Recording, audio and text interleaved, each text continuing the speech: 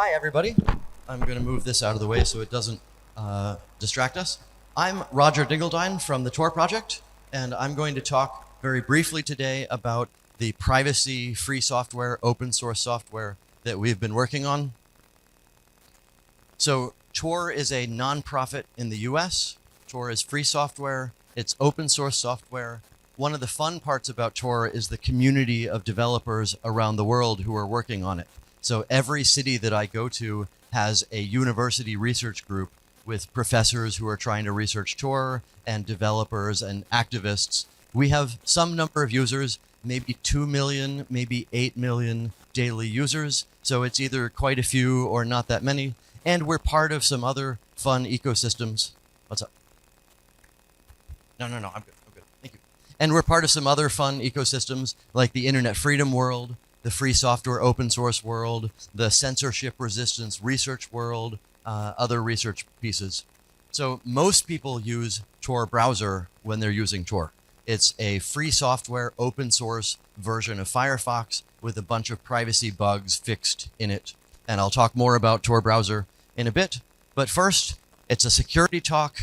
Let's think about threat models. Let's think about what adversaries we're worried about. Where can the attacker be? What sort of dangers are we considering? So we've got our user, Alice, over here. And Alice is trying to browse the web to some website, Bob.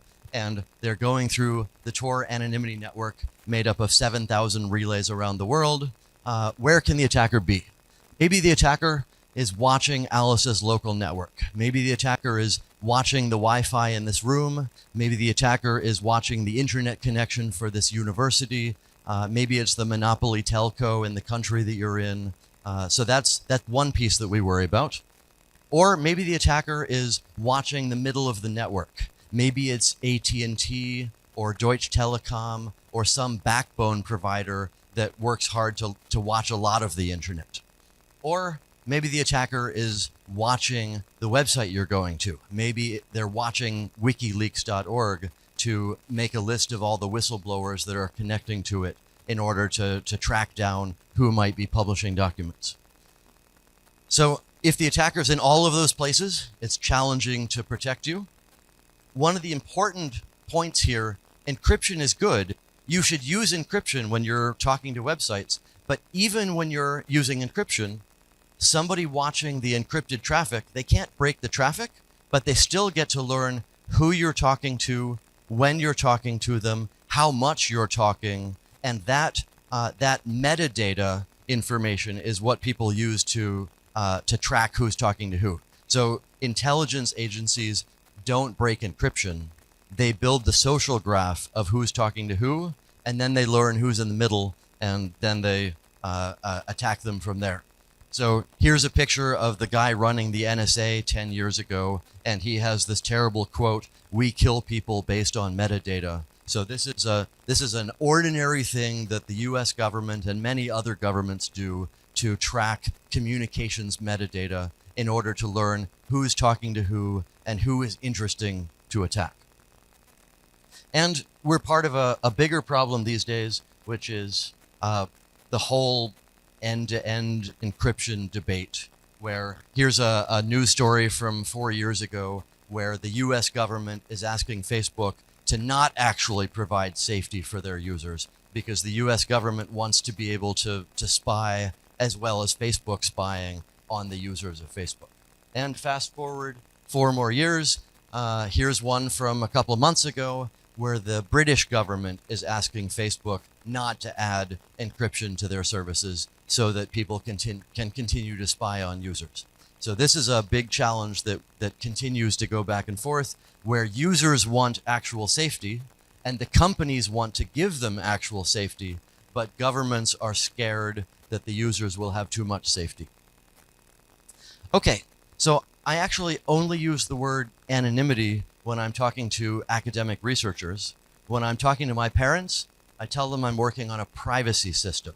Anonymity, I don't know, maybe that's bad, but privacy is an important value. Everybody should agree with privacy. But then when I'm talking to Google and Walmart and companies, I work on network security or communication security because companies don't need privacy. They've already decided it's not worthwhile. They don't know what anonymity is, but yes, they want to look at their competitor's website and understand what it's doing, and they want communication security when they're doing it. And then when I'm talking to governments and militaries, I work on traffic analysis resistant communication networks. And that's kind of a weird phrase, but the key is all of these security properties are the same underlying technology. It's just about how you phrase it for the group that you're talking to. If you go to the US government and say, I have a privacy tool, they don't need that. They don't think privacy is important. But if you give them a tool where they can send a diplomat to Israel and the person in Israel can check her email without identifying her affiliation, that's the sort of thing that that's why governments want privacy on the internet also.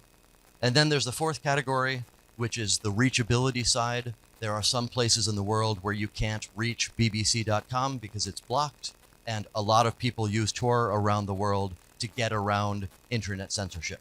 So the goal here is to have all of these users in the same network so that they can blend together. You can't build an anonymity system that's only for the FBI, because then the fact that they're using it tells you why they're using it. And also you can't build a privacy system that's for cancer survivors, because the fact that you installed it tells people why you're using it. So you need journalists and bloggers and Facebook users and governments and law enforcement all using the same system for everybody to be safe. Okay, how do you actually build one of these? The simple answer is you have some centralized proxy somewhere, some VPN service, and all of the users route their traffic through that central service. And that's great, but what if that central service turns out to not be honest? So it starts off with, we won't look at any of your traffic. Okay, actually, we do look at all of your traffic. We promise not to write down any of your traffic. Okay, actually, we do log everything, but we promise we won't tell anybody else what you do. So the problem there is the centralization. The problem is it's privacy by policy. You have no way to learn if they're following through with that or not. So the goal of Tor is to distribute the trust over 3 relays. And the first relay knows that you're using Tor, but they don't know what you're doing. The last relay knows somebody is talking to that website, but they don't know who. So there's no point in the Tor network, there's no place in the Tor network that knows both who the users are and what they're doing. And that means it's privacy by design rather than privacy by promise. That means that that there's no place to break into. You can't send a subpoena, you can't compromise the system. There's no location that knows the information. And there are some recent examples. There was one case just a few weeks ago where apparently law enforcement was trying to catch some bad guy on the internet, and they sent him a YouTube URL, and then they asked YouTube for the IP address of everybody who has ever watched that video. And I don't know if YouTube answered them or not, but that's pretty scary. There's a lot of data out there about what you do, and you have to rely on the companies right now to decide whether to keep you safe. And the goal of Tor is you're in control of whether you end up safe. Another more recent example, there was a person in the state of Nebraska in the United States, and that person was thinking about getting an abortion, and she talked to her mother on Facebook about getting an abortion, and now she's being prosecuted in Nebraska for having an abortion, and Facebook turned over all of that data to law enforcement. So here's another case where maybe you don't want to trust a big company to decide whether you should be safe. Okay, so there are a bunch of different pieces of what security means. One piece of it is, where are all the relays around the world? The more relays we have in the more locations around the world, the safer Tor gets. The other answer is diversity of types of users. I talked earlier about we can't all have cancer survivors. We can't all have only law enforcement. So another great example there are a lot of people in Iran who use Tor, and they don't use it because they're political dissidents. They use it because Iran blocked Facebook. So they're trying to get their pictures of kittens just like everybody does on the internet. And they need to use Tor in order to get around that blocking to be ordinary internet people. And that ordinariness is a security property. You need millions of normal users in order for it to not be weird that you install Tor. Okay, Tor browser is the way that most people use Tor. I talked earlier about IP address level anonymity. There's a second piece, which is the application level anonymity, which is dealing with cookies and JavaScript and what fonts you have installed and so on. So there's a popular mode called incognito mode in Chrome or private browsing mode in Firefox, and most users misunderstand what private browsing mode does. Private browsing mode protects somebody looking at your hard drive after you finish browsing. It doesn't protect you against the website you go to or your ISP or the advertising companies. So here's a fun webcomic or a sad webcomic that I found a while ago where we've got the big Chrome guy saying, which website would you like to see? And we've got the shy user saying, I don't want you to know. And then the big Chrome guy puts up a sock puppet and says, will you tell the hand? And then the user is like, oh, good, you're incognito. Yes, I totally will. But it's still Chrome that you're telling. There's no real difference there. So transparency is another key topic here. Yes, Tor is open source. It's free software, but also that's not enough. We also need to give you the design documents and the specifications and all the materials so that you can read through all of it. And we want to be as transparent and open as we can. The goal there is to be publicly identified and to build a community of people around the world who value Tor and participate in Tor, help run relays, help explain the importance of privacy to the world. And there's always somebody who says, oh, haha, the privacy people are talking about transparency. That's so silly. And it's not a contradiction.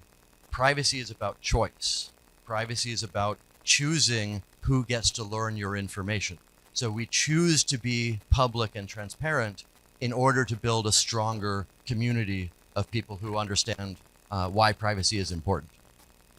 And we've had some high-profile users over the years. Ed Snowden used Tor to be safe while he was doing his whistleblowing. And the key point here is it gave him the choice of when to go public and when to identify himself, because before that, Tor protected who he was. And so the key thing to think about there are good people who use Tor. There are bad people who use Tor. This is the same as using automobiles or any other technology. But it's not just you have to accept the good with the bad.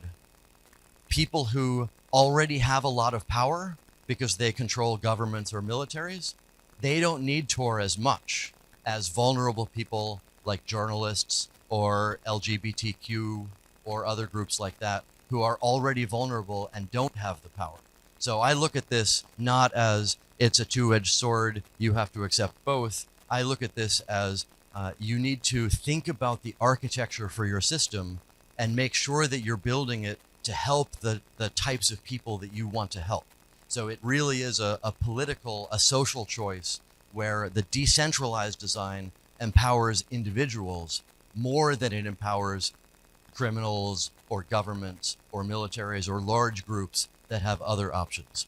So when you're building your tools, whether it's Tor browser or AI or other free software, think about the power structures. Are you reinforcing the existing power structures where all the power goes to the middle and you're making some company rich and you're giving them all the data? Or are you building a system where the users end up with the power and they end up in control of who learns about them? Okay, and Tor is not perfect. There are ways that I'm happy to talk about later, but it's better than all of the other systems out there that are centralized designs. And one last thought, the Electronic Frontier Foundation, EFF.org, is running a campaign to get more people around the world running Tor relays at universities. So if you are at a university, they will send you one of these amazing shiny coins that you can come up and look at later.